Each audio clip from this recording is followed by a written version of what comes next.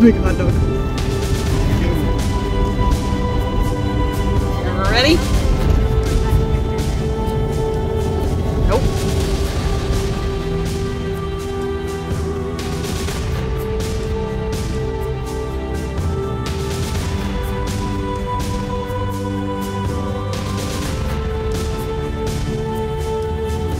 Michigan on the left, guys, and Lake Huron on the right.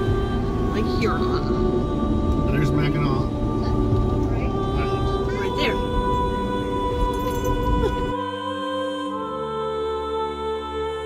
There's elevators that'll take people all the way up to the top. No, thank you.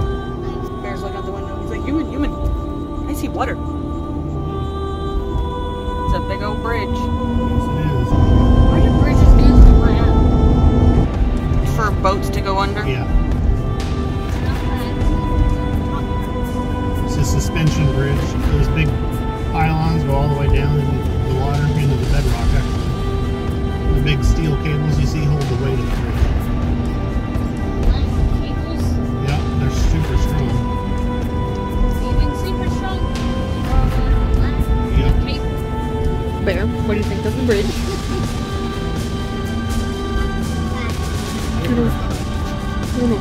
That's ready to go down there. It says 50 stories to the top, from the water level to the top of the pylon.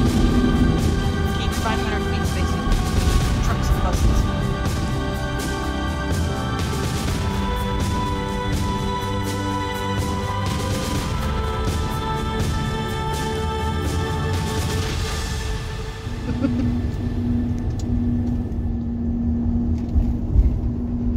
Lake Michigan on the left, Yep. Huron on the right. You can see both. Alright, we're now on the Upper Peninsula. Land? Yeah, Now we're on land. we're on land. Land ho! The Upper Peninsula of Michigan. Follow the bus. And semi.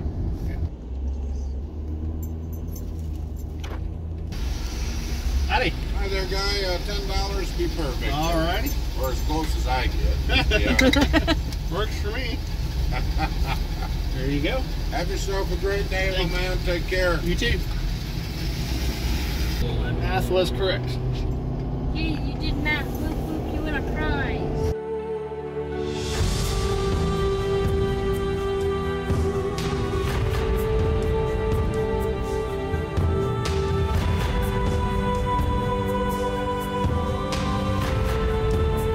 We're turning west. We've been northbound most of this trip. We're getting ready to head west toward Wyoming. Yay!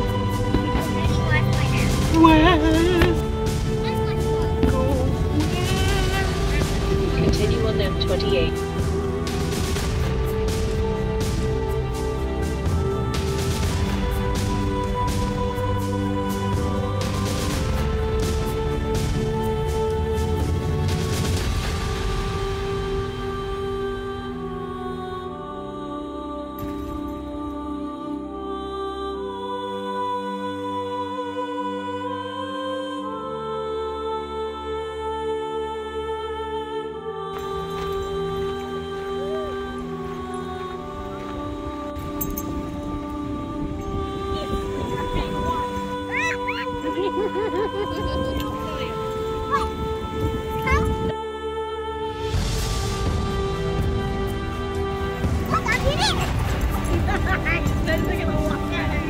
There go the dog.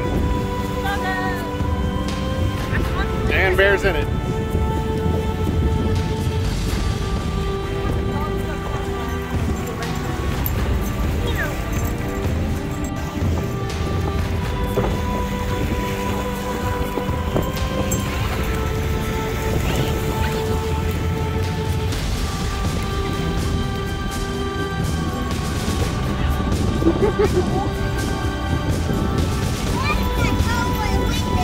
Yeah. That's Canada across the way there.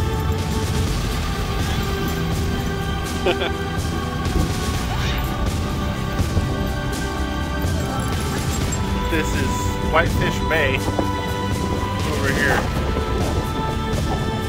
And they're swimming.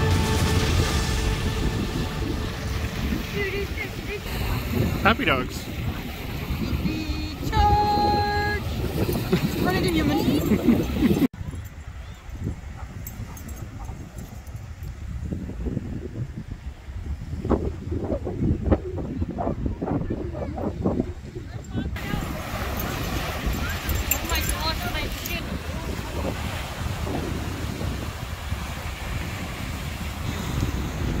What are you doing, Hunter? Oh yeah? Did you find some? Yeah. This stripy one. What is it? I think these run out of stripes. This is much stripier before. I think the stripe like see, these can move. Stripes move. Ah, cool. Big old waves. What's the matter? Is it cold? No, Mom made my shield, protecting me from the dog. Oh.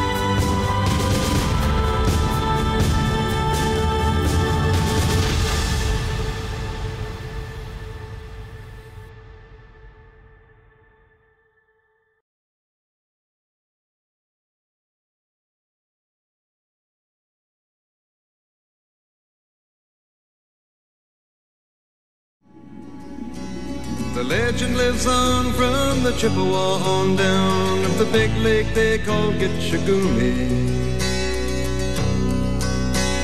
The lake, it is said, never gives up her dead when the skies of November turn gloomy.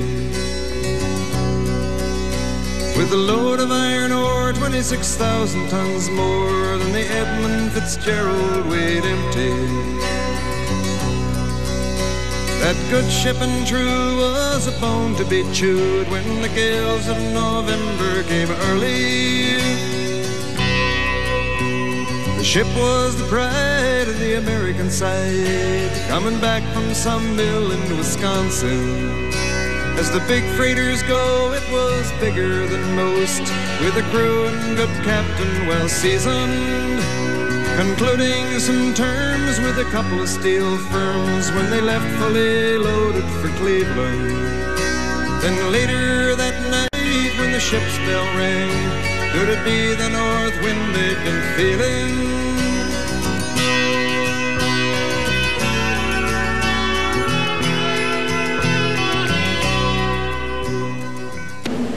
The story begins on an autumn morning of almost surreal warmth and calm as the freighter Edmund Fitzgerald sails toward the port of Superior, Wisconsin, to take on a load of iron ore for the auto factories of the East.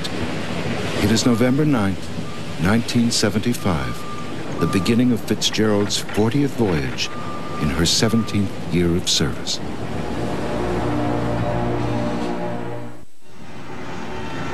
She had been built in the late 1950s, and the Edmund Fitzgerald, named for the chairman of the insurance company that owns her, would be the pride of the Seaway fleet.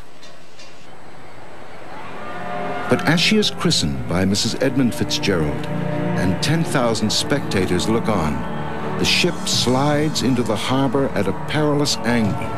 The huge vessel, 729 feet long and 75 feet wide, sends a huge wave crashing over the pier. Then she smashes into the dock with terrifying force. One man is so shaken by the sight, he suffers a heart attack and dies. But for 17 years, the Fitzgerald is one of the champions of the waters. She sets records for the heaviest load ever carried on the Great Lakes, and for the fastest run by a ship her size. Below decks, she has staterooms for the use of important corporate clients.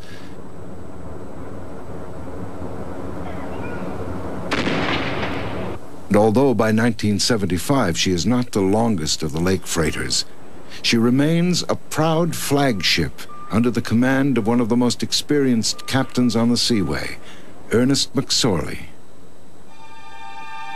On this calm November morning, Indian summer embraces the giant ship as she pulls into port at the western end of the lake the native Indians call Gitchigumi, the Big Sea Water. Riding high and empty, she berths at Burlington Northern Dock Number 1, ready to take on 50,000 gallons of fuel and more than 50 million pounds of iron ore pellets. It takes only 6 hours to fully load Fitzgerald, and half an hour to seal each hatch with a 7-ton sheet of steel rimmed with 68 clamps. Each clamp must be tightened manually, each hold sealed watertight, because flooded compartments could drag the ship down to the bottom of the lake. It's a little past 2 in the afternoon when Captain McSorley slides the Edmund Fitzgerald away from the loading dock to begin her eastbound run.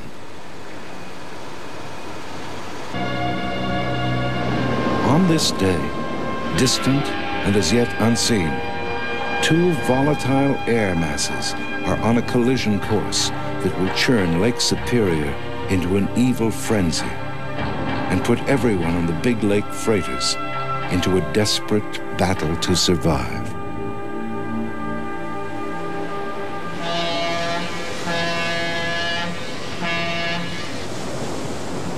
At 4:30 in the afternoon, another giant ore carrier, the Arthur Anderson, 767 feet long, departs her home port under the command of Captain Bernie Cooper. Cooper has more than 30 years of experience sailing the Great Lakes. Like Ernest McSorley, Bernie Cooper is also trying to squeeze in one last run before winter shuts down the Seaway. The 2 huge freighters are heading for the Seaway locks at Sault Ste. Marie at the opposite end of Lake Superior, a 2-day sail to the east. For 300 miles, they will play follow the leader, with the heavier, slower Anderson lagging 10 to 20 miles behind. By the next afternoon, Lake Superior will rise in all her fury. By the next evening, only one of the two giant ships will still be afloat. The wind in the wires made a tattletale sound, and the wave broke over the railing. And every man knew, as the captain did too, 'twas the witch of November come stealing. As they churn eastward across Lake Superior, the fates of two giant merchant ships are inexorably linked. Aboard the Arthur Anderson, Captain Bernie Cooper plots his own weather charts, and he radios to the bridge of the Edmund Fitzgerald that the weather is getting worse, much worse. At about 9 p.m., the ships are proceeding eastward under worsening conditions when they receive the report of a gale warning. It forecasts winds of 40 to 50 miles per hour and seas running at 10 feet. Whenever you start to get gale warnings, the word goes around the ship. You know, we call all the galley, we call the engineers, and you send your forward end crew around to dog everything down, to make sure everything is tight. You check your clamps on your deck. Captain Cooper and Fitzgerald master Ernest McSorley, with more than 80 years of sailing experience between them, decide to change course. They leave the traditional shipping lanes at the south end of the lake and head north. By hugging the Canadian shoreline, they hope to gain shelter from the northeast gale. On the greatest of the Great Lakes, the seas are running at 10 feet and building fast. Through the night, the weather steadily worsens. At 1 a.m., visibility is reduced to 2 miles in heavy rain. Winds gust to 60 miles per hour. By daybreak, the calm of the previous morning has become a distant dream. Giant waves wash over the cargo deck. But there's no panic. These men have been through many storms before. It is business as usual.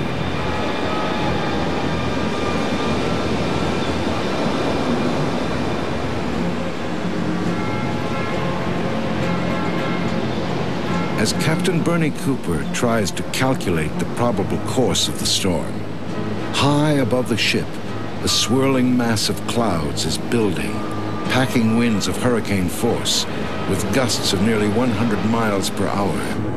And the worst of the weather is blowing right toward the two ships.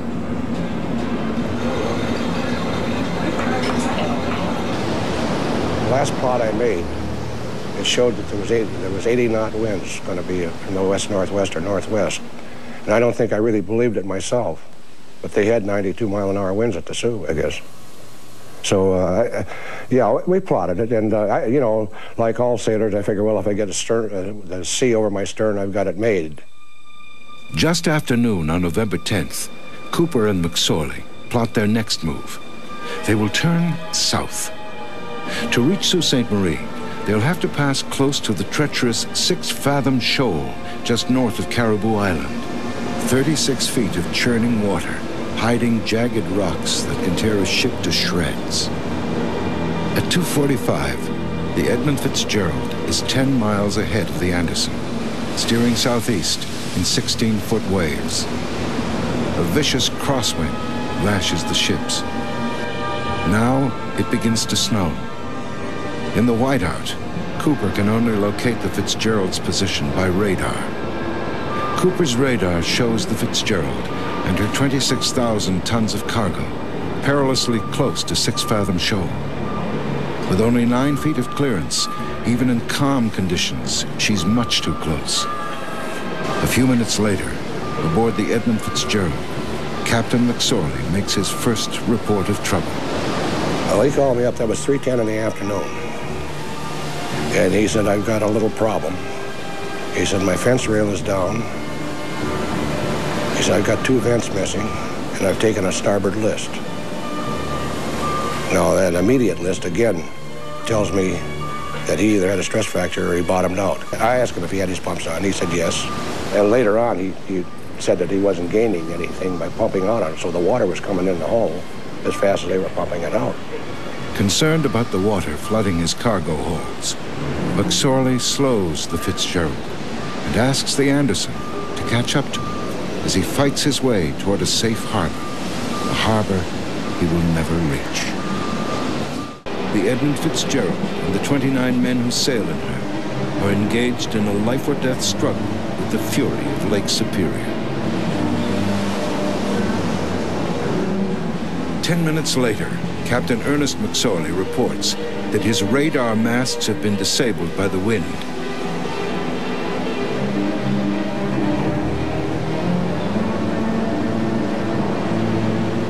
At 4:30, the lighthouse and radio beacon at Whitefish Point go dark and silent when their power lines are blown down. Without radar or shore lights to guide him, and with only a radio phone for communication with other ships, the Edmund Fitzgerald is sailing blind through the tempest with 30-foot waves coming over her decks. 5:30 p.m. Captain McSorley, increasingly desperate to contact any nearby vessel, radios to a Swedish ship in Whitefish Bay that he is taking heavy seas over his cargo deck. He has been on the Great Lakes for 44 years, but this is the worst he has ever seen. 6:40, just clear of Caribou Island, the Anderson is rocked by two gigantic waves in rapid succession. 35-foot towers of water crash down on the ship. The Anderson survives, but waves as powerful as those found in a mid-ocean cyclone are bearing down on the Edmund Fitzgerald from behind. In a few minutes, they will catch up to her. Those two seas were the biggest that we ever had going down there. And they happened about 6:30 in the evening. And I just wonder if those two seas didn't catch up with the Fitzgerald. And I just got to thinking about it afterwards. If those seas were that big, they rolled up his deck. And he's got a list. And the water stays up in the forward cabin. It's going to put his bow down under the water.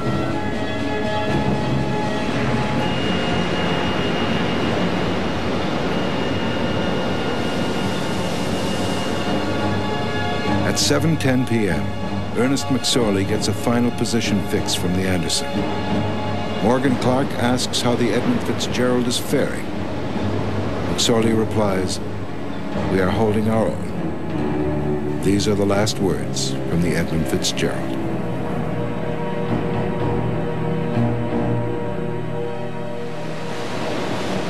At 7:30, the snow eases. Bernie Cooper searches the horizon for the lights of the Fitzgerald. But there are no lights, and the radar screen aboard the Anderson shows nothing. The Big Fitz has disappeared. Again and again, Morgan Clark tries to raise McSorley by radio. In reply, there is only silence. Bernie Cooper calls the Coast Guard. "I am very concerned. He was right in front of us. I can see no lights. I just hope he didn't take a nosedive."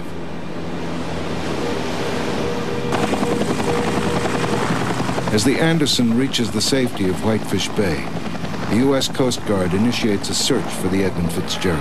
But I finally decided I'd go out. When we went down and turned around, I went out to Whitefish Point at the same distance we were off when we came down. And then I headed the ship west-northwest directly into the wind from our last position that we had of the Fitzgerald. Probably 11 o'clock in the morning, the third mate was still up in the bridge. And, you know, these fellows have spent all their time up there. And he spotted the lifeboat. It was only a half a lifeboat. It looked like a giant hand had just torn it right in two.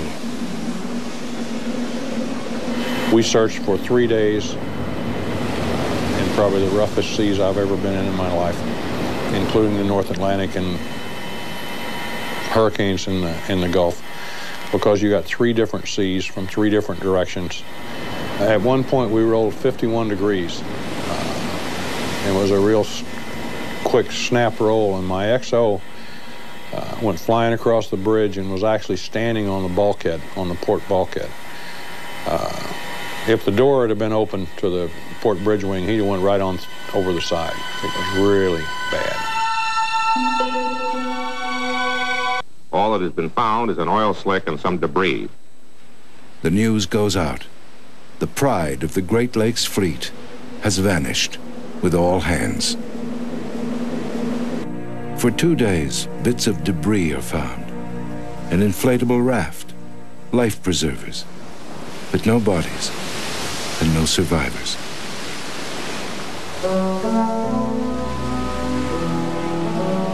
On November 14th, 4 days after the Edmund Fitzgerald disappears, a U.S. Navy aircraft carrying magnetic detection equipment senses a large object on the bottom of Lake Superior.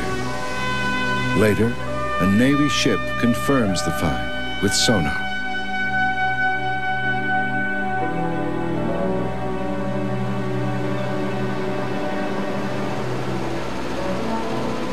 Next, a remote-controlled submersible locates the haunting wreck, broken in two, leaving a legacy of grief and a lingering mystery. How could such a mighty vessel have gone down so suddenly, taking 29 men to their graves?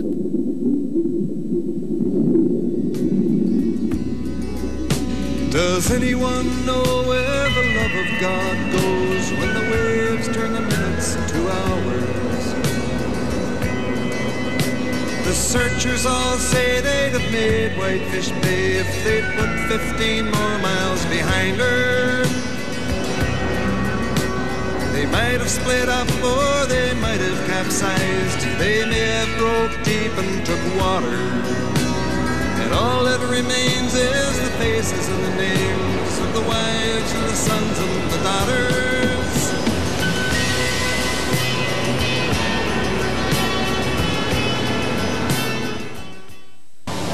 One fact seems clear. Before she went down, she must have taken on thousands of gallons of water. But how did that water get into her holds and below her decks? In my mind, I'm convinced that she took water on from topside. Whether it physically lost the hatch, I don't know. But I know that with the hatch gaskets loose, hatch clamps loose, and we found all kinds of them loose. It's a hard job. The clamps are a very good clamp, but if they're going to do their job right, it's a lot of work to snap them into place. People keep asking me, well, what caused the loss of the Fitzgerald? And my answer is complacency. Any suggestion of negligence on the part of the Fitzgerald's crew is controversial. Few freighter captains support the Coast Guard's findings. One who opposes was piloting a Swedish freighter through the treacherous Superior channels the night the Edmund Fitzgerald went down. Cedric Woodard was one of the last to talk to Ernest McSorley. Nobody will ever know what happened, but I would swear 100% it wasn't hatch covers. Because I've been in Starman hatch covers and go down the hole and watch them with the same hatch covers. And I went down and watched seawood water. Maybe a cupful would come through or something. And if her hatches were much worse, if her hatch didn't have no clamps on, that much water wouldn't have come in, because them hatches weighs tons, and they sit there, and they can't get off. So how could that much water come through? The first unmanned underwater survey in 1976 shows the Fitzgerald broken into two sections, lying at an angle to each other, with a mass of iron ore pellets and twisted wreckage on the lake bed between them. 2 years later, a 50-page report concludes that ineffective closure of the cargo hatches allowed water to penetrate the hold and weigh the ship down.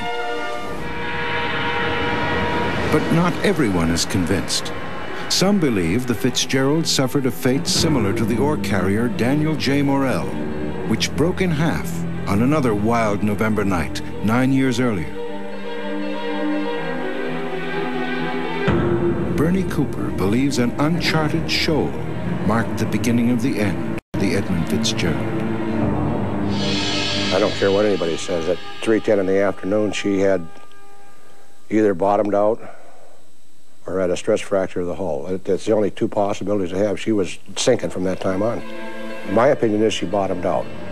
No one will ever know if the Fitzgerald scraped bottom or where. But the charts of Lake Superior used by Captain McSorley show 6 Fathom Shoal 1 mile east of its actual position. With his radar masts rendered useless by the winds, McSorley was sailing blind with an inaccurate chart of the most dangerous part of his course. The gales of November dealt Ernest McSorley a cruel hand. With the weight of the water coming aboard the shutter, and if he bottomed out, it wouldn't have to be a tremendous blow to cause the damage, especially if it was a rocky shoal. And in bottoming out, you wouldn't feel it because you're always getting that kind of shuddering motion, and he could have just scraped the bottom enough to rupture a couple of tanks.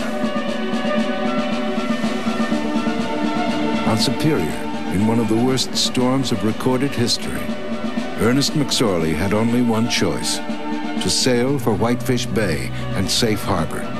He tried to run for it, but ran out of time. He sounded tired on the telephone, but I'm sure that he wasn't about to. You just can't panic the crew. You got to keep your mouth shut. You got to work around that somehow. And I like every other captain, I think you think your ship was infallible. I think he thought that ship was going to get him down. I know I thought that way about the Anderson. I didn't think anything. I thought she was indestructible. The great mystery remains the suddenness of the Fitzgerald's disappearance. For hours, she was in frequent radio contact with the Anderson and other ships. McSorley's radio phone was always at arm's length. Yet she went down without a single cry of mayday. Captain Bernie Cooper believed she was swallowed by a single monstrous wave. I think it was sudden and catastrophic. The ship just disappeared completely. I mean, if those seas were that big, they rolled up his deck, and he's got a list, and the water stays up in the forward cabin. It's going to put his bow down under the water. And once she started down, the screw just drove her into the bottom.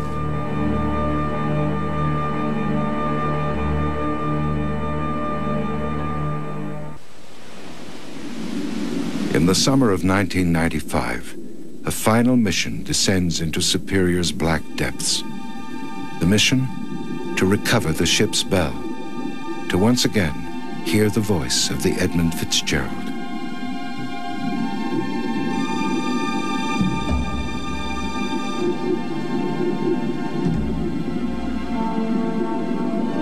The bell will be taken to the Great Lakes Shipwreck Historical Museum at Whitefish Point.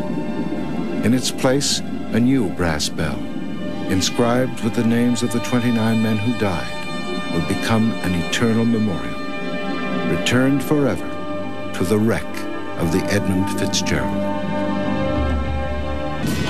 Ernest M. McSorley, Master.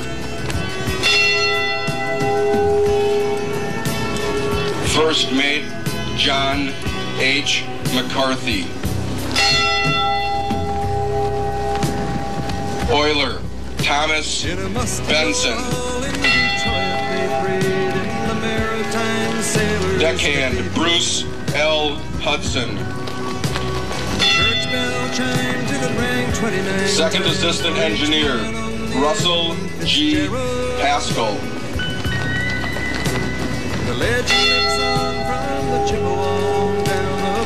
Cadet of the Deck, David E. Weiss. Superior, they said, never gives up the dead when the gales of November come early. Third Assistant Engineer, Oliver J. Champeau. The 30th ring, and it is for all the mariner sailors who have lost their lives on the Great Lakes.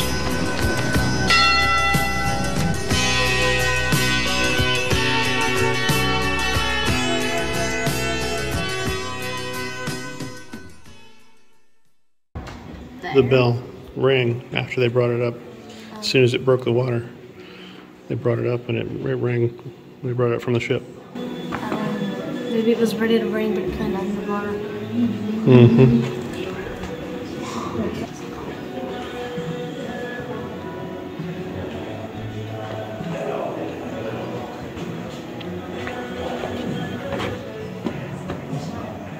That's a lens from a lighthouse.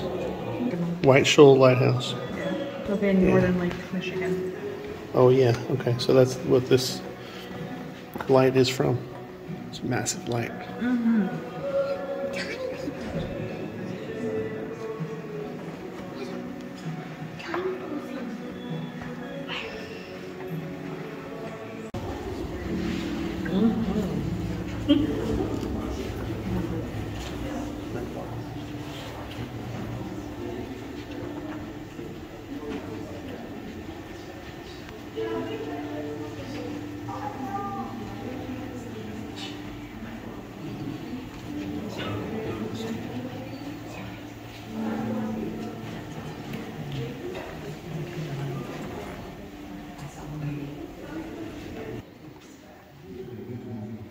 The old diving equipment.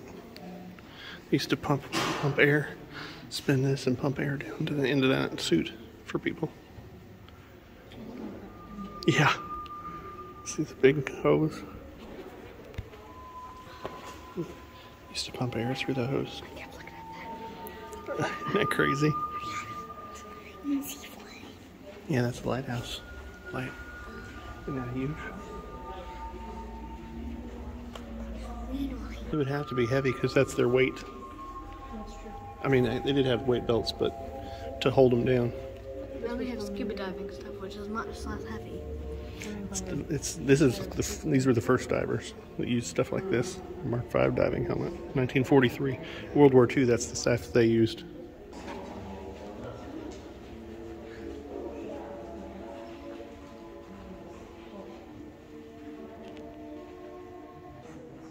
Oh, this is the Niagara. That's the Niagara. Oh, wow. So that's the ship that we saw, they rebuilt. Remember we saw it on Lake Erie? The Niagara. Yeah. Oh yeah, we saw that. We saw it. We saw it sailing. Apparently the original sunk. I think all these are on the wall from ships that sunk. Yeah, they are. 249 feet down. Hmm. This was right out here.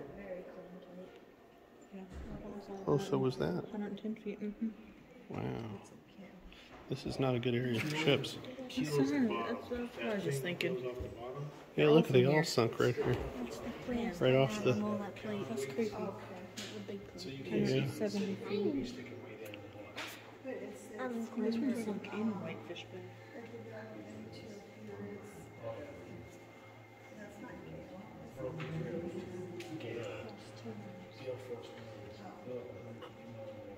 Oh wow, it rammed. Or it rammed into the Osborne. That's some clear water. Oh, they are photos. Yeah. Wow.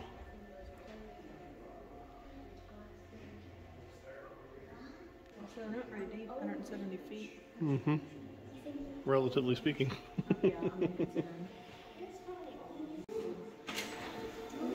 But man, they all sunk right here. Mm-hmm. This one sunk like literally right off the coast. Yeah. It's 146 feet down. That's crazy.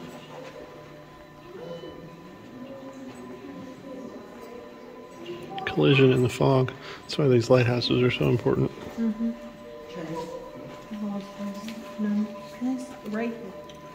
Oh yeah. It's 185 feet. That is crazy.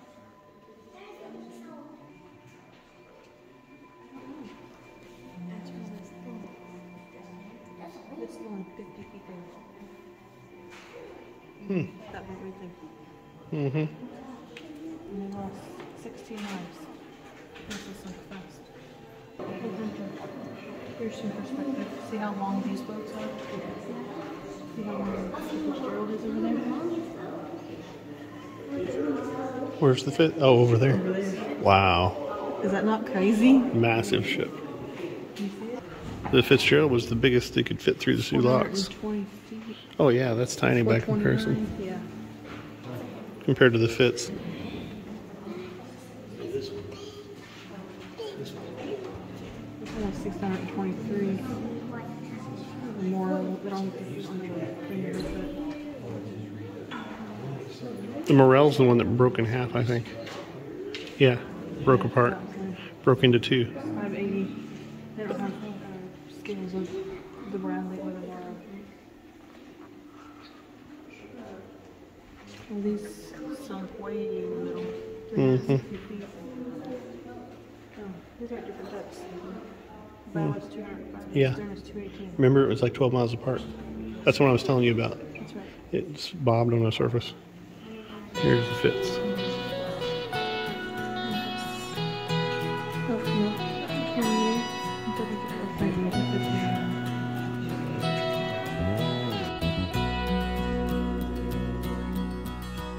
The legend lives on from the Chippewa down up the big lake they call Gitchagumi.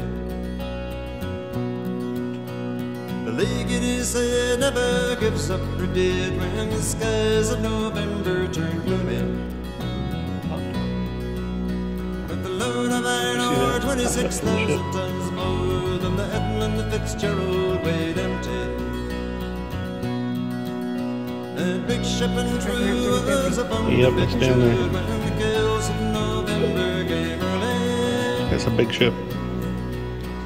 The ship was the pride of the American side, coming back from some mill in Wisconsin. As the big freighters go, it was bigger than most, with a growing good captain well seasoned, concluding some terms with a couple of steel firms when they left fully loaded for Cleveland. And later that night when the ship's bell rang, it'd be the north wind they'd been feeling.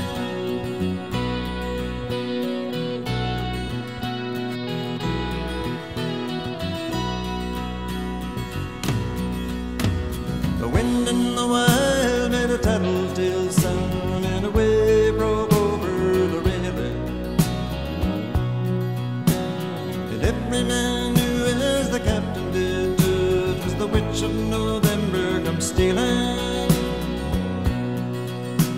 The dawn came late and the breakfast had to wait when the gales of November came slashing.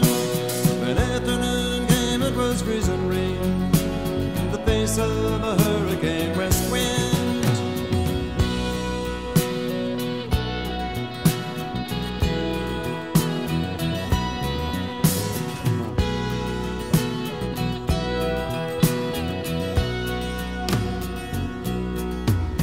When supper time came, the old cook came on deck saying, fellas, it's too rough to feed you. At 7 p.m. a main hatchway gave in. He said, fellas, it's been good to know ya. The captain wired in, he had water coming in, and the big ship and crew was in peril. And later that night when his lights went on the sight, in the wreck of the Edmund Fitzgerald. It was too small to be a cannon.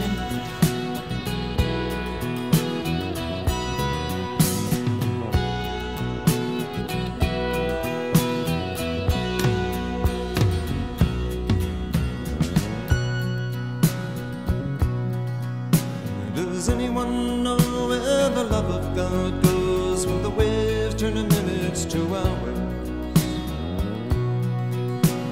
The searchers all say they'd have made Whitefish Point, they'd put 15 more miles behind her. They might have split up, or they might have capsized, they may have broke even to the water. And all that remains is the faces and the names of the wives and the sons and the daughters. All 55,000 rescued in 1971 and 1940. Wow.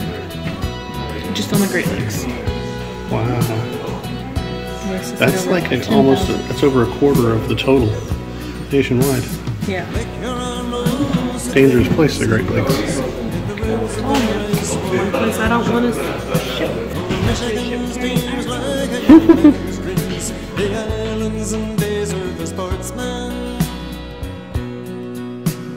Farther below Lake Ontario takes in what Lake Erie can center. The iron boats go as the mariners all know, with the gales of November, remember.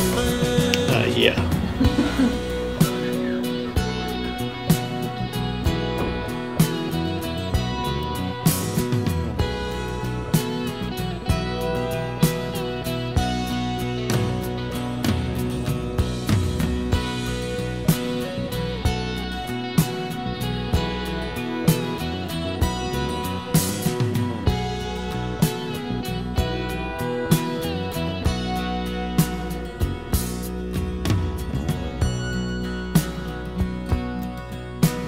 the musty old hull in Detroit, they prayed in the Maritime Sailors' Cathedral. The church bell chimed till it rang 29 times for each man on the Edmund Fitzgerald. The legend lives on from the Chippewa down of the big lake they call Tahquamenon. Superior, they said, never gives up her dead when the gales of November come early.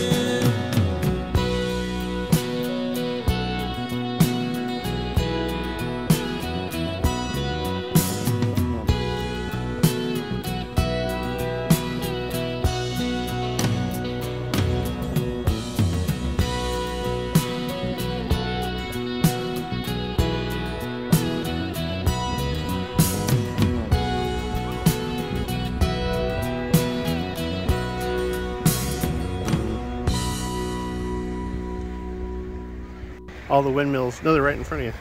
All those windmills are in Canada. Ah, I see it. Yep. I see him. That's where we were. Canada across the way. This is where the Fitzgerald was trying to make it to. But it failed. Yep. 15 miles out. Yeah, that way, Hunter. It's out in the water that way. 15 miles. 500 feet down.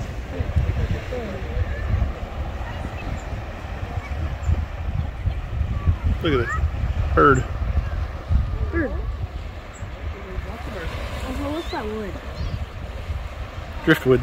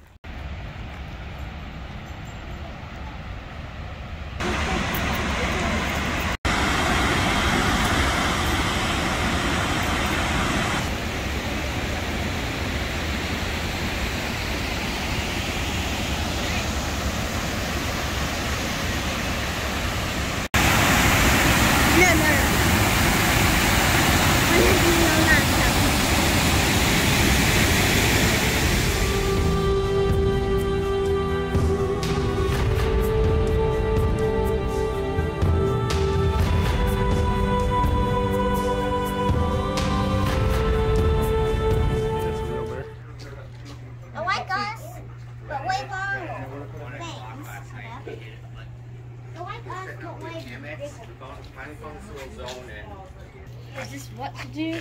Do not run back away and make noise? Yep. Make scary noises. Mm-hmm. Yeah, make yourself look bigger. What if I did that? Scarier. I'm small. Well, go put your arms up and go, rawr. Like dogs do this.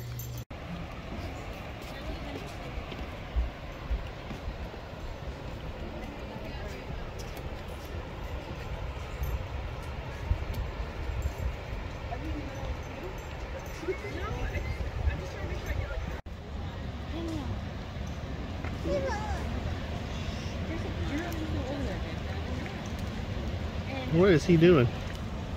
Let's try it. Maybe he's just sitting there. I don't know.